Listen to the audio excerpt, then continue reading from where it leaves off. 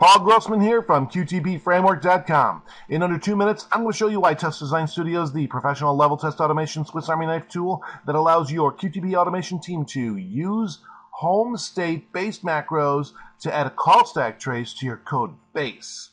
Alright, the secret of this process is the macro tool. This records and plays back keystrokes. This approach inserts two call stack trace functions, trace and trace off, throughout my code library.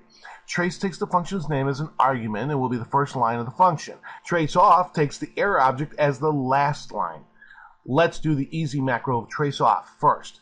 As always, we need to have a home states, which will be the end function. I'm using a simple RegEx to find both. Now next, we start recording keystrokes by selecting Record Temporary Macro from the toolbars icon. Now, we move the cursor up, hit the end key, and hit Enter. Lastly, we just type trace off and the error object, ERR, and then down past our home state and stop recording. The macro appears in the toolbox under macros. Let's right-click it and rename that to trace off.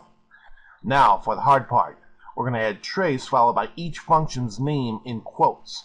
Our home state again is going to be function, this time the first line, and we start recording. We move the cursor to the function name and select it with Shift Control left arrow. Now we copy the function with Control C into our clipboard. We now add a new line with the Enter key, and next we enter trace followed by quotes, and in the middle we're going to paste the function name with Control V and stop recording. That's done. I'll quickly rename that to trace.